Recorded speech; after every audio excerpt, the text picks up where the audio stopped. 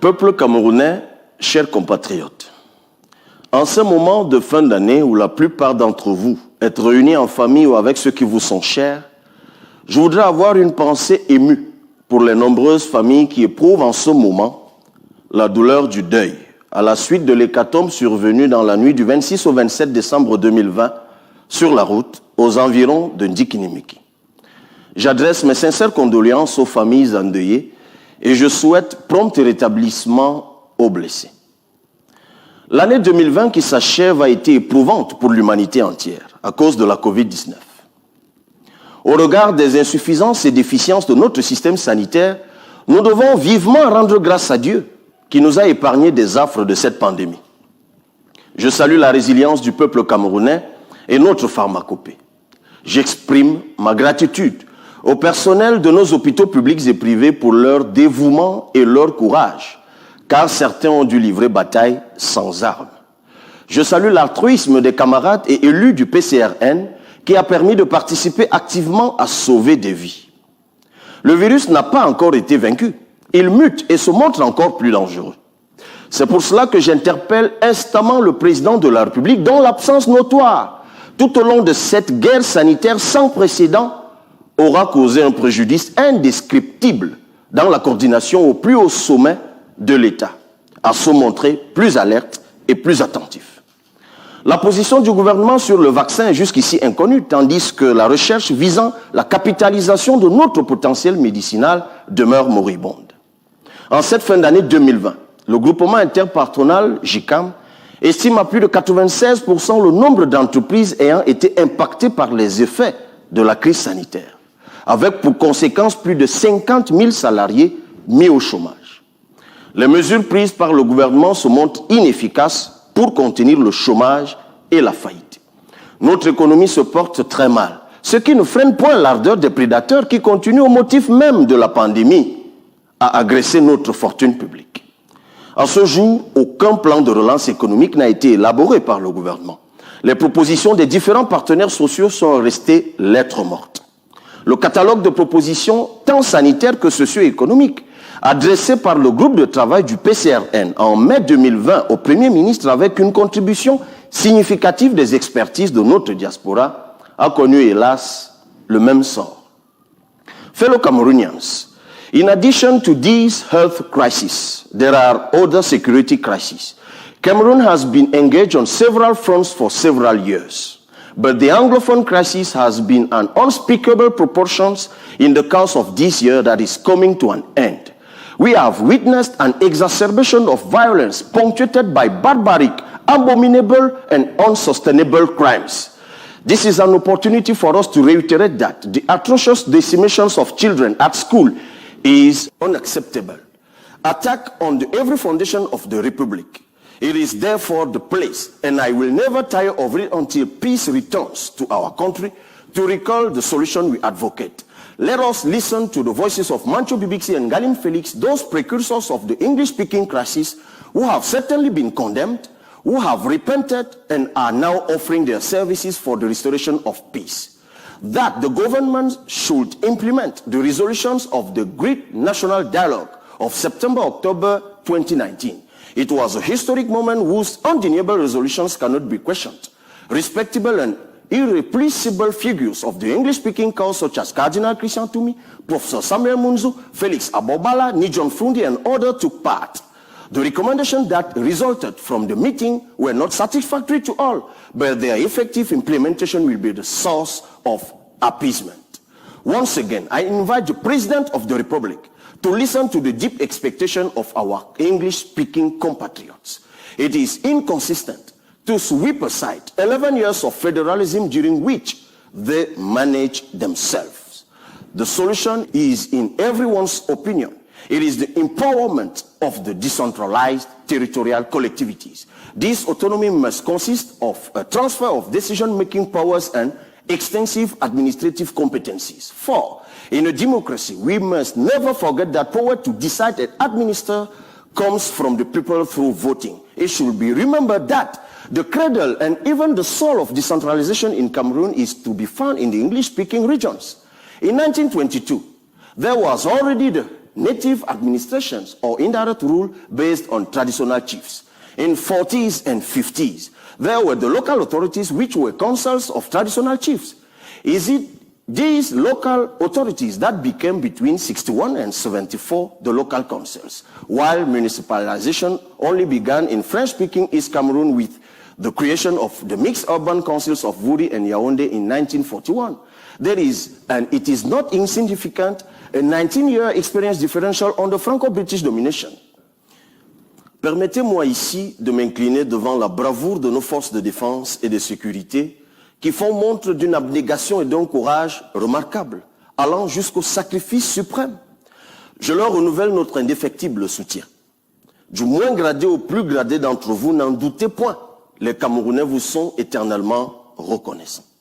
Je saisis l'opportunité de rappeler que le PCRN, dont j'assure la présidence, entend réconcilier les Camerounais du nord au sud, de l'est à l'ouest, sans distinction ni clivage aucun, en vue de construire une véritable communauté nationale, au sens du fédéralisme communautaire que nous promouvons comme forme adaptée du futur État camerounais. Camerounaises, Camerounais, je prends l'engagement de me dévouer à conduire notre patrie vers l'accomplissement abouti de sa souveraineté. Le 26 décembre 1945 et le 26 décembre 1959 sont deux dates qui résonnent encore dans nos mémoires comme des bornes de carcans historiques dont il faut poursuivre le déplacement avec méthode et clairvoyance. Pour ce faire, tenons-nous prêts pour l'alternance. L'ordre gouvernant, malgré les apparences, est à bout de souffle. Je suis aujourd'hui bien placé dans ma posture de député de la nation, votre mandataire, pour mesurer l'ampleur de la décrépitude. Certains d'entre eux ont encore, sans doute, la volonté. Mais leur système est irrémédiablement englué dans ses propres ambiguïtés. Un an seulement après l'avènement de la loi portant code des collectivités territoriales décentralisées, loi votée dans le prolongement du grand dialogue national et qui prescrit un saut décisif vers l'autonomie des collectivités par l'octroi de 15% au moins des recettes de l'État au financement partiel de celles-ci au titre de la dotation générale de la décentralisation, le pouvoir, malgré nos cris d'orfraie, s'est entêté à faire voter une loi de finances qui consacre le statut quo ante. Une telle inertie au moment même où adviennent les conseils régionaux dénote au mieux de l'absence de volonté politique, au pire, de la volonté manifeste de nuire aux Camerounais. Le pouvoir s'agrippe désespérément et frénétiquement à ses propres mensonges, en donnant d'ailleurs parfois l'impression d'y croire. Avec un niveau d'endettement de 9 710 milliards, donc près de 50% de notre richesse nationale, qui est estimée à 20 000 milliards, le pouvoir affiche une stratégie nationale de développement outrancièrement chimérique, qui prévoit la réalisation en 10 ans, de 2020 à 2030, de 15 grands projets, dont un chemin de fer Douala-N'Djamena, un autre port en eau profonde à Limbe, 3 barrages à Menchum, Manfé, Katina, Ala, etc. Une parure de belles intentions qui tentent maladroitement de masquer une quinzaine d'autres grands projets qui engloutissent des milliards de francs depuis plus de 10 ans et dont l'achèvement pour certains est clairement incertain. 400 milliards, soit 30% du budget d'investissement de 2021, sont prévus pour passer une fois encore à la trappe budgétivore. Au PCRN, nous savons que ce saupoudrage est hasardeux et inutilement dispendieux. Nous aurions procédé autrement. Suivant un cap rigoureux et stratégique, le Cameroun doit procéder à un recouvrement de recettes propres d'au moins 25% de sa richesse nationale, soit 5 000 milliards. En dehors de l'endettement et des dons, bien sûr, 45% de ces recettes devraient être consacrées à l'investissement dans des secteurs prioritaires autour desquels se créent des écosystèmes productifs. Par exemple, 500 milliards devraient être dévolus par an à l'agriculture, afin de créer des complexes agro-industriels dans les communes propices, puisque nous disposons de 17 millions de terres arables, dont moins de 10% sont exploitées. Plutôt que de plafonner l'entretien routier à 50 milliards, comme ils l'ont fait, 400 milliards devraient servir par an au bitumage de 1000 km de route. Plutôt que des surfacturations extraordinaires de 450 milliards pour un barrage de 211 mégawatts en construction depuis plus de 10 ans à Menvelé, 500 milliards doivent être provisionnés par an pour un objectif de 500 mégawatts selon les standards internationaux et barèmes en la matière. Chers compatriotes, j'en prends à nouveau l'engagement. Je me battrai jusqu'au bout de mes forces pour qu'il y ait un changement de cap et je compte sur vous. Et ce changement est d'ailleurs déjà visible dans les communes gérées par le PCRN.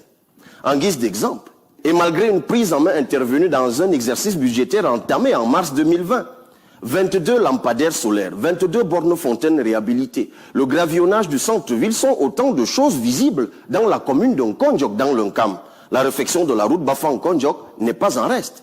À Mesondo, dans le Nyon-Ekele, la réhabilitation de la voirie urbaine et rurale, l'éclairage public, la réfection de 25 bornes fontaines dans 25 villages sont des réalisations palpables.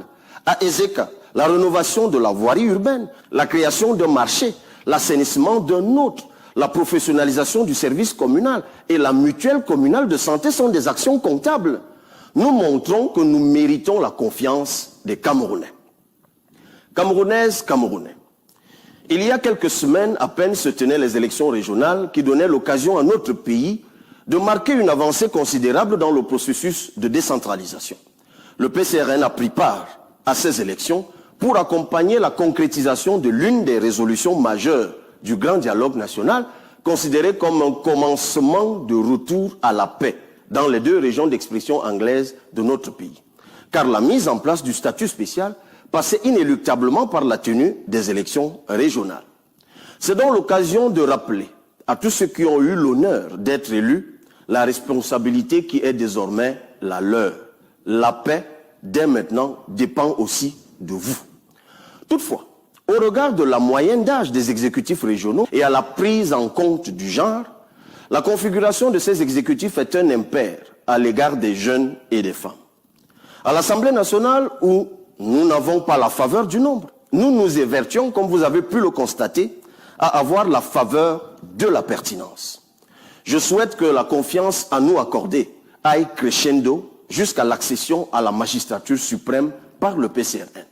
Je m'engage donc dès janvier 2021 à accélérer l'imprégnation idéologique et l'éducation citoyenne, notamment par les campagnes d'inscription sur les listes électorales, avec la participation active de notre diaspora, en vue de la solidification de la citoyenneté et de l'engagement militant.